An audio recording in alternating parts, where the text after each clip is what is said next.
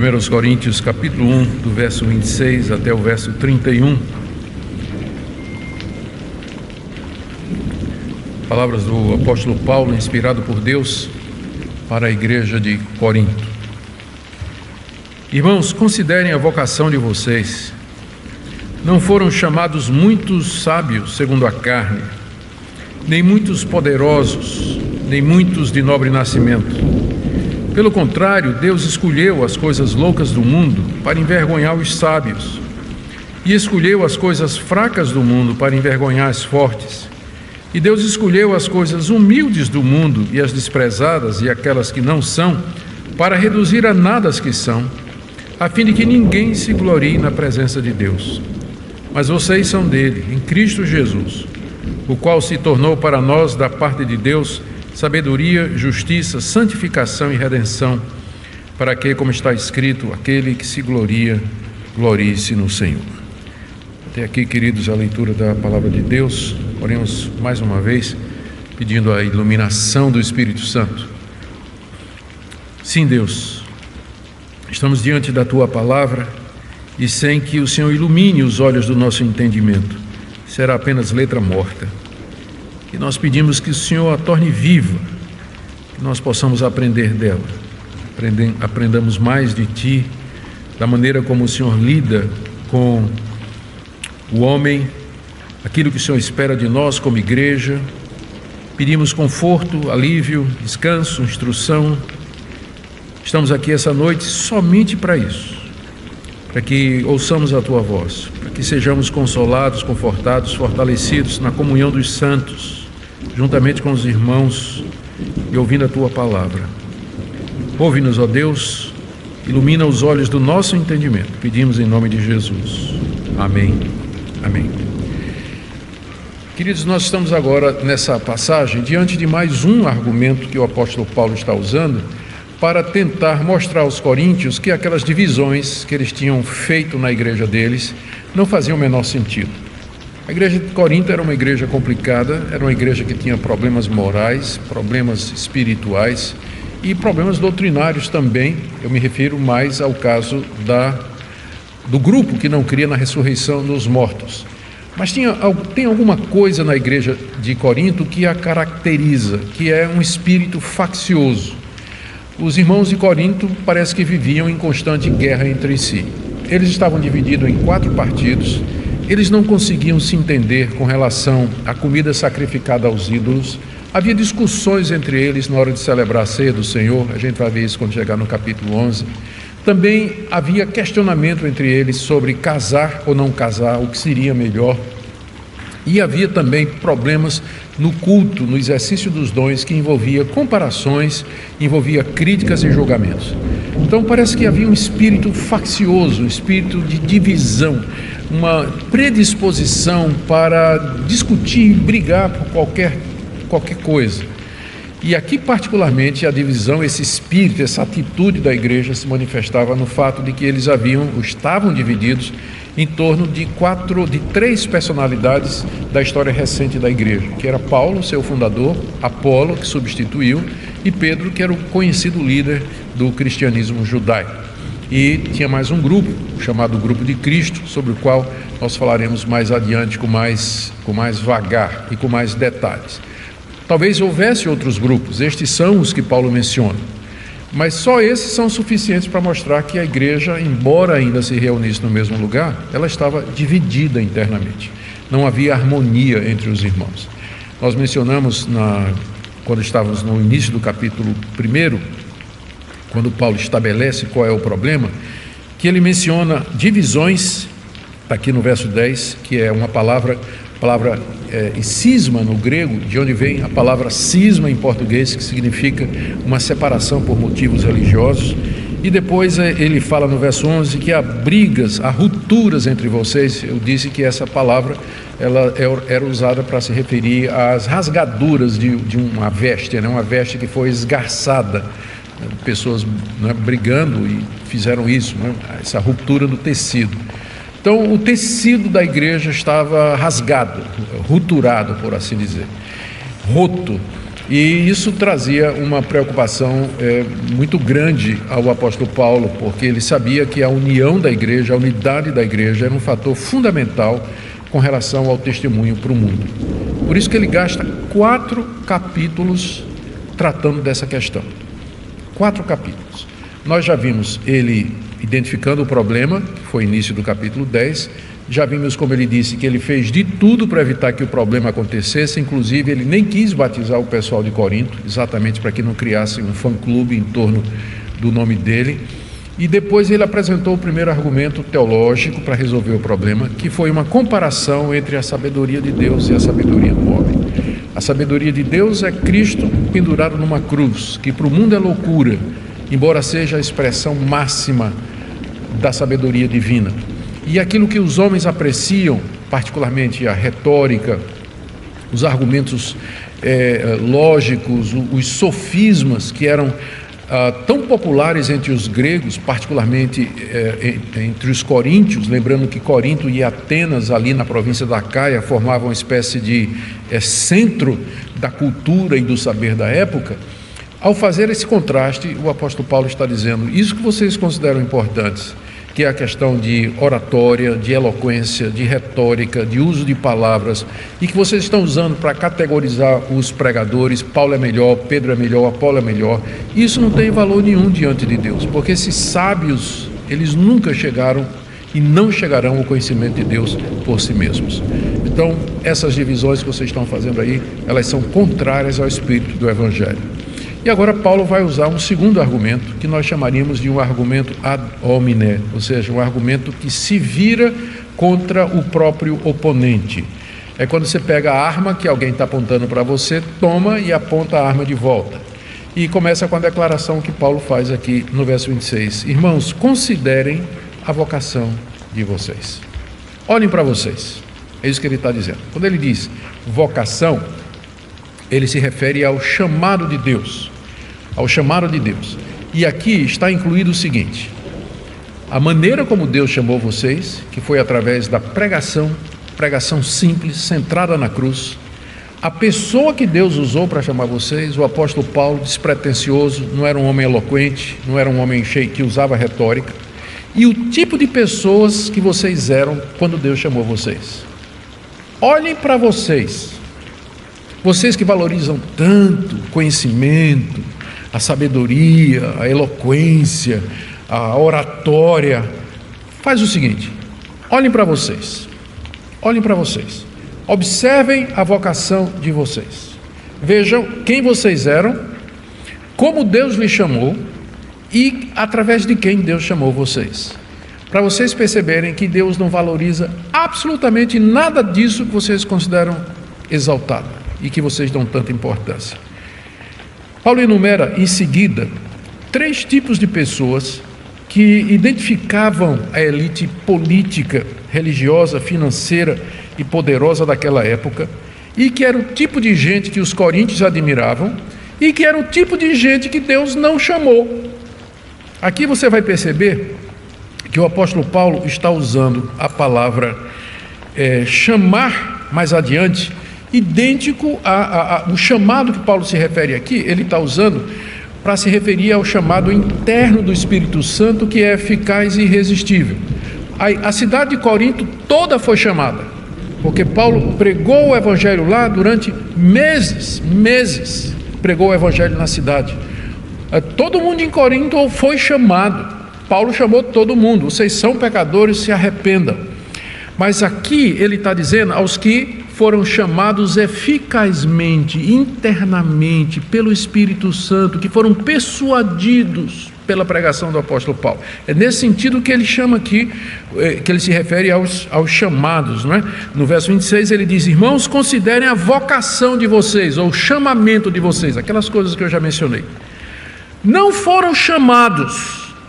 E aí Paulo traz aquelas 3 categorias que os coríntios gostavam tanto e que Deus não tinha chamado eficazmente. Claro que eles ouviram o Evangelho, mas entrou no ouvido e saiu no outro, porque Deus não chamou lá dentro no coração. Não foram chamados, olha aqui as 3 categorias. Primeiro, não foram chamados muitos sábios segundo a carne. Ou seja, filósofos, escribas, sofistas, eloquentes, oradores, esse tipo de gente que vocês admiram aí. Isso aí, olha aí na igreja de vocês, quantos desses foram chamados por Deus? Quantos foram chamados?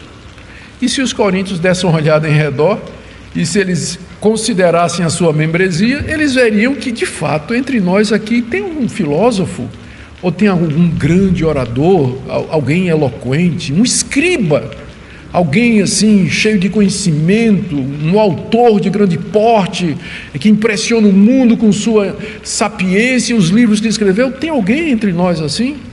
E a resposta seria não. A igreja de Corinto era composta na sua quase que absoluta maioria de gente comum, gente como vocês e como eu. Observem a vocação de vocês.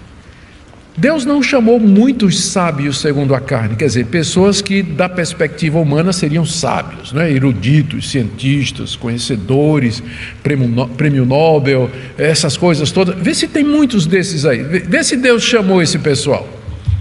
A resposta seria não. Segunda categoria, Deus também não chamou muitos poderosos. Está aí no verso 26. Os poderosos aqui seriam os políticos, os governadores, aqueles que detinham poder. Os romanos adoravam o poder. Eles ficavam impressionados com o poder, particularmente o poder militar. O exército romano era uma máquina muito eficiente de destruir nações, submeter povos. César era considerado o homem mais poderoso de toda a terra. Os romanos amavam o poder. Os judeus também gostavam do poder. Mas Paulo diz, observe aí a vocação de vocês, olha aí na igreja, quantos poderosos, segundo os critérios do mundo, estão aqui na igreja? Quantos são governadores, quantos são presidentes, quantos são reis, quantos são procuradores, quantos detêm o poder político, financeiro e econômico aqui entre vocês? Os coríntios iam olhar entre si, quase ninguém, não tem ninguém não. Deus não chamou, não. Deus não chamou. E a terceira categoria, está aí no final do verso 26. Nem muitos de nobre nascimento. Ou seja, Deus também não chamou muitas pessoas que eram de famílias importantes e, portanto, eram ricas e tinham pedigree, tinham propriedades, eram a nobreza. Quantos nobres entre vocês? Quantos duques? Quantos condes? Não é? Quantos barões tem aí no meio de vocês, por assim dizer? E os coríntios iam olhar ao redor e dizer, rapaz, não tem muita gente não. É como se Paulo dissesse, vocês estão entendendo? Isso que vocês estão valorizando tanto, a ponto de vocês assim dizerem, eu gosto desse pregador porque ele é erudito, ele é cheio de conhecimento, ele é nobre, ele é imponente, ele impressiona, esse tipo de coisa. Não vale absolutamente nada para Deus, vocês estão indo ao contrário do espírito do Evangelho. Essas divisões aí entre vocês, por conta de pregador, de quem é o melhor, de quem é superior, isso não tem nada a ver, é contrário inclusive à própria vocação, é contrário àquele tipo de gente que Deus chamou para ser seu. Quem Deus chamou de entre o mundo para fazer parte da sua igreja? A grande maioria da igreja cristã, desde o seu nascimento até o dia de hoje, a sua grande maioria sempre foi composta de pessoas comuns. Pessoas comuns. E não é que Deus fez uma escolha preferencial pelos pobres, como alguns teólogos da libertação vão querer dizer. Não. É porque Deus tem um propósito. Ele quer abater a arrogância humana e Ele quer exaltar aquilo que para o homem não tem valor ou significado nenhum.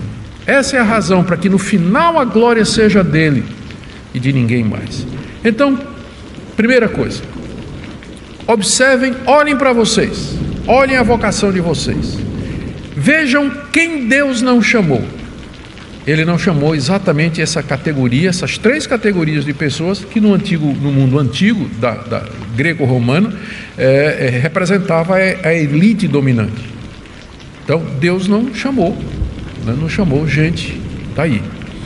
E quem Ele chamou? E aqui vem o que Ele diz do verso 27 até o verso 28. Ele diz assim, pelo contrário, e aí vem três categorias, cada uma delas correspondendo às anteriores. Pelo contrário, verso 27, Deus escolheu as coisas loucas do mundo. Perceba que agora ele não fala mais a palavra chamou. Ele agora usa a palavra escolheu, porque é a mesma coisa. Aqueles a quem Deus escolhe, ele chama. E ele só chama a quem ele escolhe. Os outros todos vão ouvir o convite, mas vai entrar aqui e vai sair aqui. Eles vão escutar o Evangelho, não vai acontecer absolutamente nada. Queridos, ninguém se torna cristão e entra na igreja por iniciativa própria. Tem que ser a convite. Tem que ser via chamado íntimo do Espírito Santo lá dentro. Senão você nem vai querer entrar. Você não vai querer nem fazer parte, se Deus não, pelo Evangelho, escolher você e chamar você. Muitos são chamados. Essas duas palavras, parece que Paulo aqui está refletindo o que Jesus disse. Muitos são chamados, mas poucos os escolhidos. Há um chamado geral, mas são poucos aqueles escolhidos que atenderão a esse chamado. É isso que o apóstolo Paulo está ensinando aqui. E ele vai dizer quem Deus escolheu e quem ele chama eficazmente. Primeiro, ele diz: Deus escolheu e chamou as coisas loucas do mundo para envergonhar os sábios. As coisas loucas do mundo, ele se refere aqui aos que, para o mundo, eram tolos, sem educação, intelectualmente incompetentes, que não tinham tido uma formação no conhecimento daquela época. Eram pessoas ignorantes, os loucos. A palavra louco é usada aqui não no sentido de, que não tem, mas no sentido de pessoas sem instrução, sem capacidade, intelectualmente incapazes ou incompetentes. Incompetência é a palavra certa aqui. Foi exatamente esse tipo de gente que Deus resolveu chamar. Deus escolheu e chamou esse tipo de gente que não causa muita impressão, que não se destaca como os grandes filósofos, os grandes retóricos, os sábios, os entendidos daquela época. E Deus fez isso com um objetivo. Está no final do verso 27. Deus escolheu as coisas loucas do mundo para envergonhar os sábios. Em que sentido? Para que no dia do juízo, esses que se consideram sábios segundo o mundo, eles vão descobrir que diante de Deus a sabedoria deles não valeu nada, que na verdade eles foram tolos, e aí eles vão passar vergonha. Porque Deus vai dizer: eis aqui os que eu escolhi. Pessoas que você desprezou, pessoas que você não considerou, porque não tinham DDD, PhD, TNT, ODD, todos esses títulos acadêmicos aí, e que você olhou de cima para baixo. Foi exatamente esses que eu escolhi e esses que eu chamei. Por favor, não me entenda mal. Eu não estou dizendo que o caminho da salvação é você cair fora da escola e da universidade.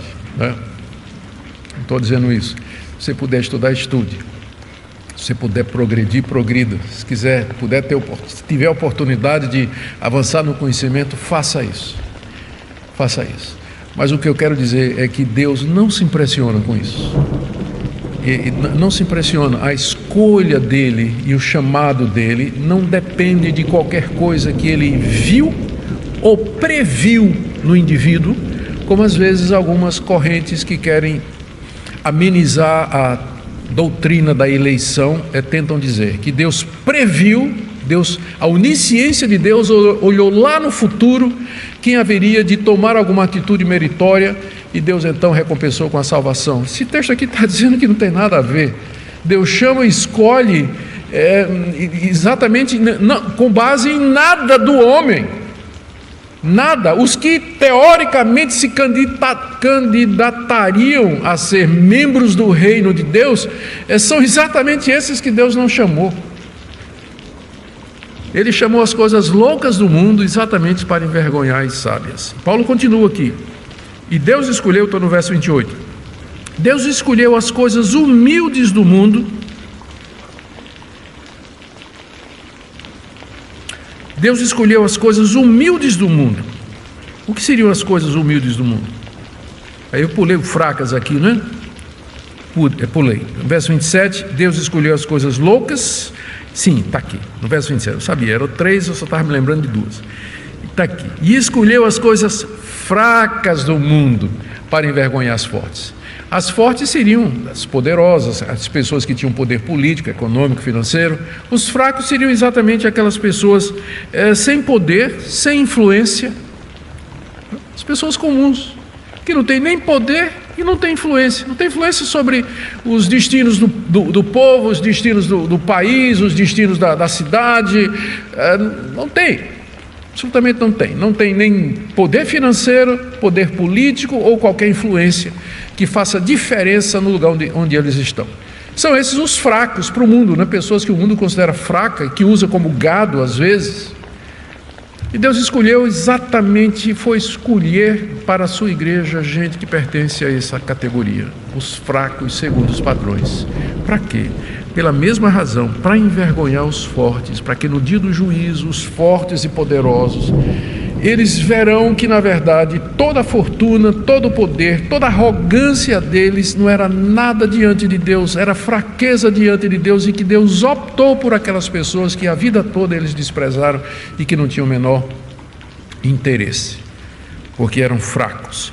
E agora sim a terceira categoria, verso 28, Deus escolheu as coisas humildes do mundo, as desprezadas e aquelas que não são. É o contraste que ele faz com os de nobre nascimento, ricos, de linhagem real, de família importante. Esse pessoal humilde, desprezado, né? Os plebeus, os pobres, sem valor ou sem importância, Deus foi buscar exatamente do povão aqueles que são seus. Aqui é um método de Deus. Isso aqui não é alguma coisa que Deus fez só em Corinto, não. Isso é alguma coisa que Deus vem fazendo desde o início da criação, desde o momento em que o homem pecou e se afastou de Deus, desde o momento em que o homem quis ser autônomo, ele quis ter o conhecimento do bem e do mal por si mesmo e abandonou Deus como referência. E ele começa a sua trajetória na terra, onde ele quer ser o seu próprio Senhor, quer ter domínio sobre a sua própria vida, e se esquece de Deus e faz deuses segundo a sua imagem. E todo o processo, todo o caminho da redenção visa ou segue esse fio, essa tendência. Deus abate o homem da sua arrogância e do seu orgulho e exalta as virtudes contrárias àquilo que o homem pensa. Deus abate os orgulhosos e exalta os humildes. Esse é o caminho de Deus. Há um método aqui que Deus segue da Bíblia toda, de Gênesis a Apocalipse, e é exatamente esse aqui. Ele inverte, não é? Ele dá uma invertida na perspectiva humana. O tipo de gente que... Aqui, só para reforçar o que eu estou dizendo, o tipo de gente que havia na igreja de Corinto, vamos fazer o que Paulo está dizendo aqui no verso 26. Irmãos, considerem a vocação de vocês. Vamos ver que tipo de gente Deus chamou. Capítulo 6 de 1 Coríntios. A partir do verso 9. Apresento a vocês a membresia da igreja de Corinto. 1 Coríntios capítulo 6, a partir do verso 9. Ou vocês não sabem que os injustos não herdarão o reino de Deus? Não se enganem, nem imorais, nem idólatras, nem adúlteros, nem afeminados, nem homossexuais, nem ladrões, nem avarentos, nem bêbados, nem maldizentes, nem roubadores herdarão o reino de Deus. Alguns de vocês eram assim. Mas vocês foram lavados, foram santificados, foram justificados no nome do Senhor Jesus Cristo e no Espírito do nosso Deus. Então, seguindo o argumento do apóstolo Paulo, olhem a vocação de vocês. Percebam quem é que Deus não chamou. Deus não escolheu e não chamou exatamente essas pessoas que vocês exaltam, que vocês admiram, e cujas qualidades vocês usam para fazer distinção entre os pregadores cristãos. Eu sou de Apolo, sou de Pedro e sou de Paulo. E vejam agora quem Deus escolheu e quem Deus chamou.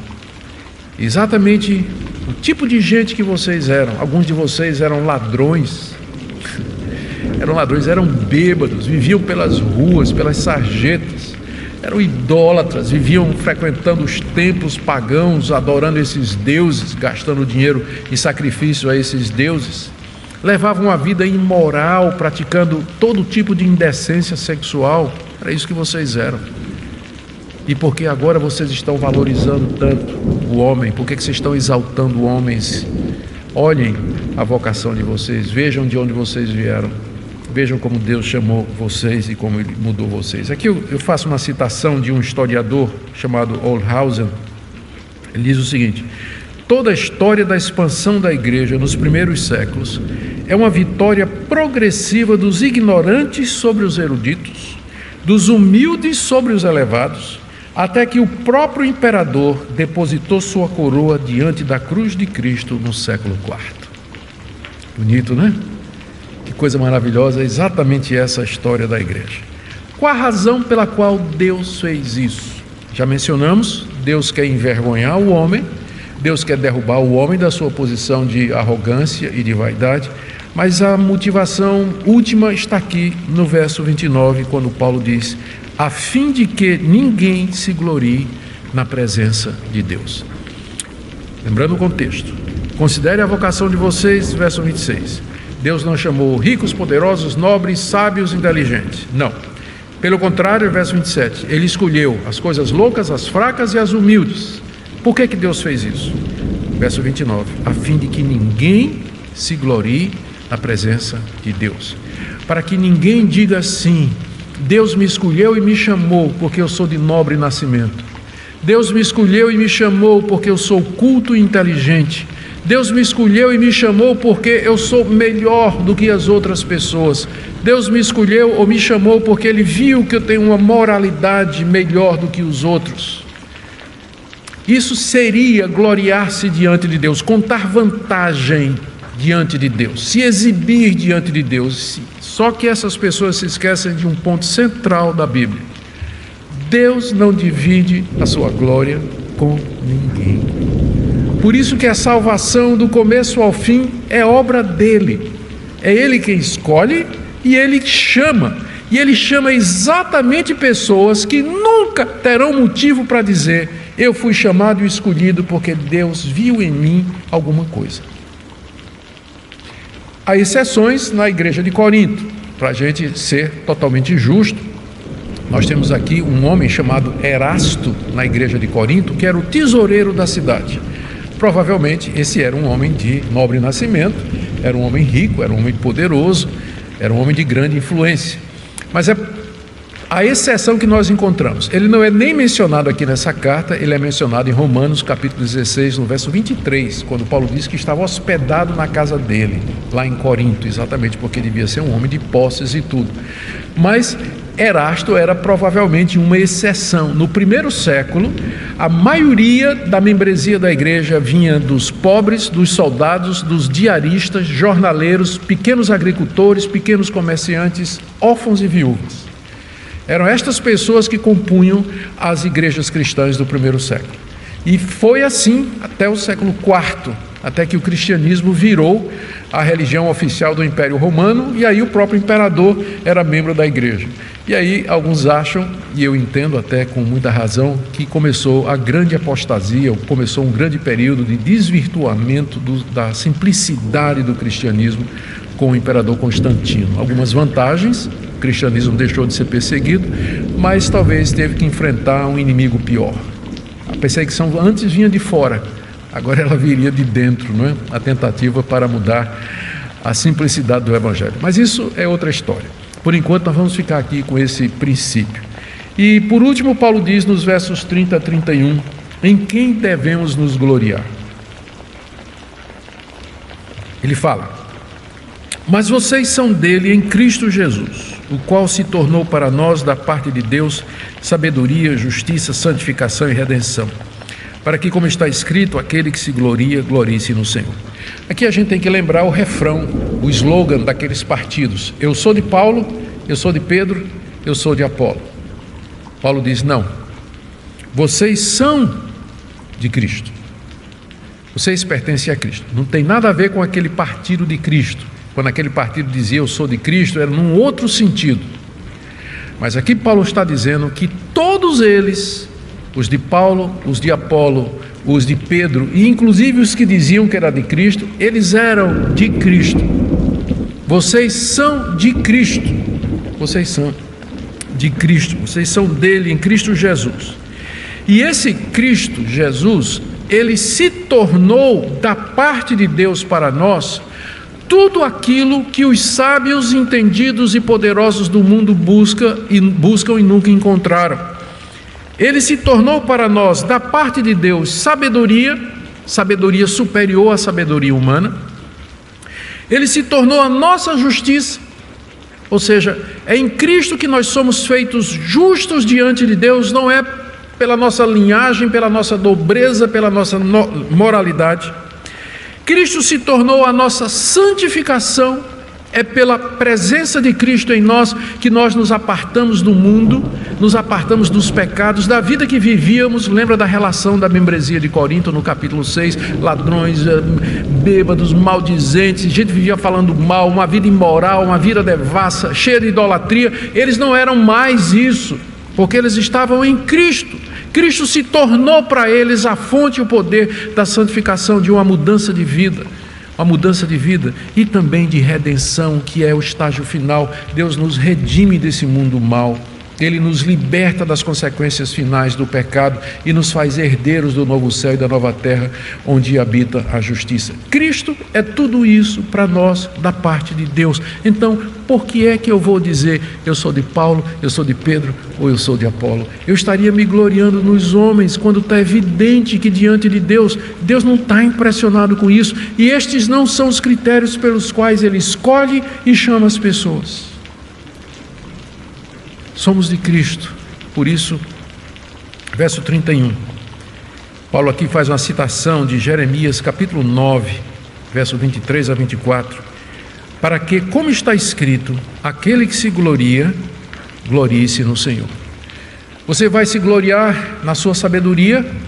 Você vai dizer assim: eu me glorio no fato de que Cristo se tornou para mim a minha sabedoria. Em Cristo eu sou mais sábio de que o mais renomado cientista que adquiriu o prêmio Nobel, porque ele pode entender de todas as leis naturais, mas em Cristo eu conheço o sentido da vida que ele não conhece.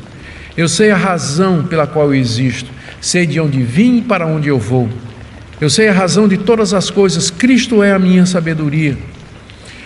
Em Cristo eu sou justo, não de uma justiça minha, mas que vem do que Ele fez na cruz por mim. Em Cristo eu sou santo, não de uma santidade própria, mas da santidade que vem do seu Espírito Santo, mortificando a minha carne, estimulando as virtudes cristãs em mim. Em Cristo eu sou redimido, liberto desse mundo. Estas eram as coisas que os filósofos buscavam. Essas eram as coisas que os estoicos, os epicureus discutiam. Como é que o homem pode ser justo diante de Deus? Ou de que maneira ele pode viver nas virtudes ou alcançar o padrão do homem perfeito? Os estoicos e epicureus faziam isso, queriam isso. E Paulo diz: é em Cristo que vocês têm todas estas coisas. Ele se tornou da parte de Deus para nós justiça, sabedoria, justiça, santificação e redenção, para que aquele que se gloria, glorie-se no Senhor. A minha glória, a minha exaltação nunca deve estar em mim. Nunca. Isso não quer dizer que eu não possa reconhecer diante de Deus. Por exemplo, se você é uma mulher bonita, não faz mal você dizer: eu sei que sou bonita, mas isso é porque eu nasci assim, não contribuí nada para isso.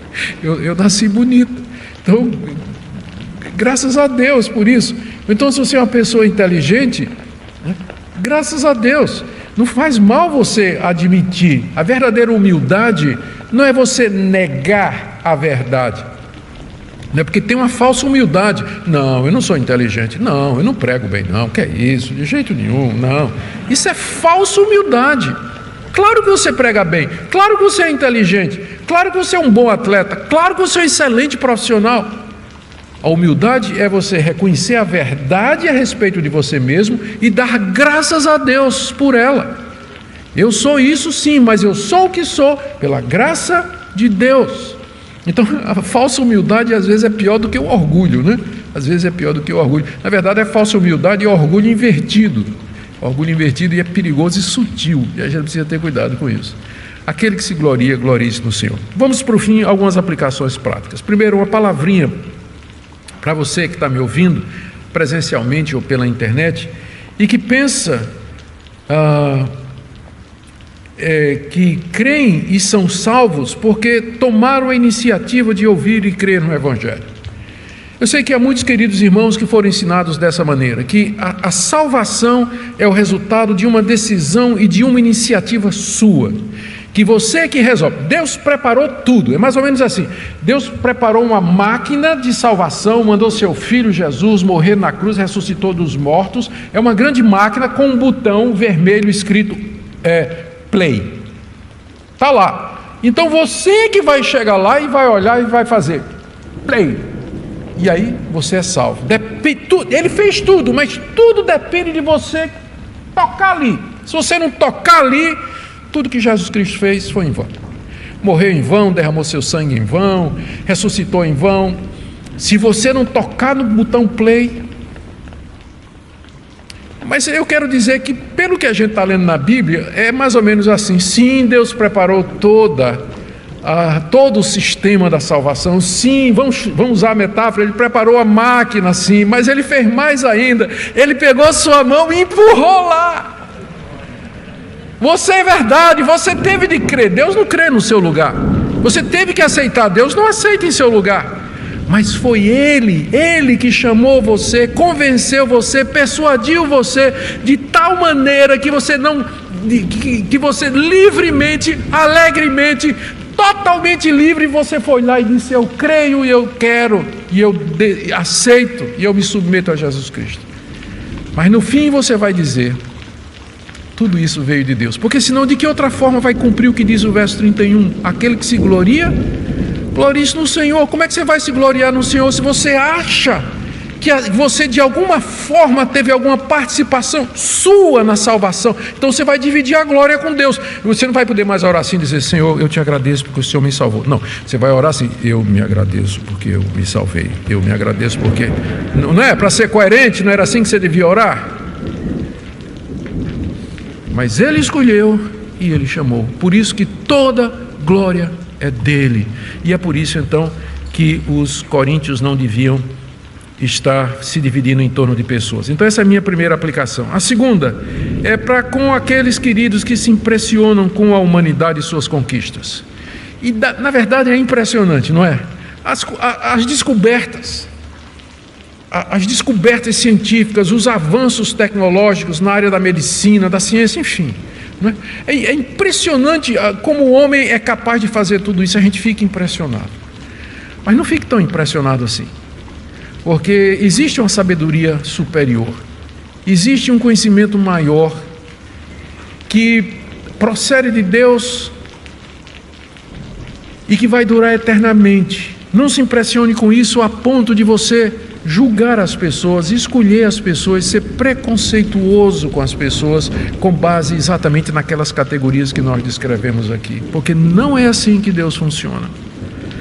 Deus não se impressiona com realeza, inteligência, cultura, nobreza, poder, eloquência, retórica. Deus não se impressiona com nada disso.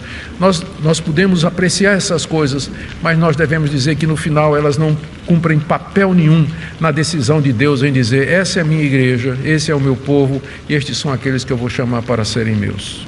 Por isso, não fica dizendo: eu sou de fulano, sou de cicrano ou fulano. Esse é o ponto. Aqui também uma palavrinha para aqueles queridos que gostam de elogiar, lisonjear, exaltar pregadores, pastores e líderes. Como eu já disse antes, é muito gostoso ouvir um elogio. E eu não faço segredo disso, né? Eu gosto quando as pessoas dizem: pastor, o senhor pregou bem. Bem, coisa boa. Eu suei a camisa durante a semana para isso. Então estou feliz de saber que foi bom. Mas a gente sabe que no fim é a graça de Deus só, é a misericórdia de Deus. Mas você precisa ter cuidado, porque de fato, como o próprio pastor Cláudio, nosso pastor, estava pregando ontem à noite, o nosso coração, toda vez que a gente elogia, o coração da gente tende a se exaltar. E o pregador, ou líder, ou professor, ou qualquer pessoa que esteja em exposição, em visibilidade, ele é tentado por esse tipo de coisa. Então sejam cuidadosos quando vocês forem fazer isso, porque a luta dos pregadores é contra o seu próprio orgulho, e às vezes os membros não ajudam, né? Os membros não ajudam. Tem os dois opostos, os membros que nunca dizem nada, a igreja que nunca diz nada, e o pastor vai para casa derrotado, né? No fundo do poço, achando que pregou o pior sermão da vida. E tem gente que sai da igreja pensando que é Charles Spurgeon, né? Então a gente tem que achar um equilíbrio aí, tá bom? Também uma palavrinha para aqueles que perguntam o motivo de Deus fazer as coisas. E essas perguntas se aparecem em diversos pontos. Por que Deus criou o mundo? Por que Deus permitiu a tentação? Por que Deus colocou Adão e Eva em provação se ele sabia que ia cair? Por que a presença do mal? Então tem muitas perguntas por quê Deus fez isso ou aquilo em várias etapas da história bíblica. E a resposta é invariavelmente a mesma. É essa daqui, do verso 29 e do verso 31. A fim de que ninguém se glorie na presença de Deus, e para que, como está escrito, aquele que se glorie, glorie do Senhor. Ou resumindo, Deus faz tudo para a sua própria glória. Ele faz tudo. Essa é a motivação final e última de Deus. É a resposta a todos os porquês, todos eles, para a maior glória de Deus. A gente pode não saber como isso funciona, mas a gente sabe que no final é isso que vai acontecer. Deus vai receber a glória, Ele vai receber toda a glória, desde a criação do mundo, a queda e a redenção, toda a glória será dele. E por último, uma palavrinha para aqueles que pensam, desejam, sentem que devem acrescentar alguma coisa à obra completa de Cristo. Você não sente isso às vezes? Essa ideia da gente não ser merecedor, ela não bate com a nossa natureza arrogante e pecaminosa, não é? A gente, como alguém já disse, a gente precisa de graça para poder receber graça.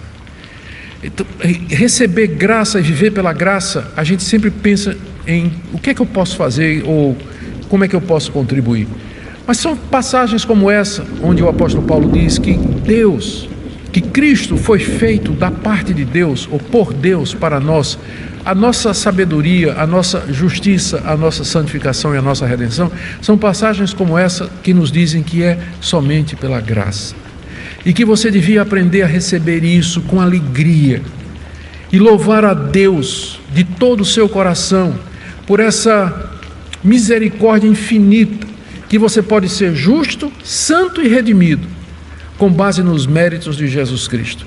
Não é com base em linhagem, não é com base em sabedoria, com base em nobreza. Essa é a pegada do texto, né? É toda essa. Não é com base em nada que Deus viu na raça humana, mas é pura e simples graça soberana. Amém?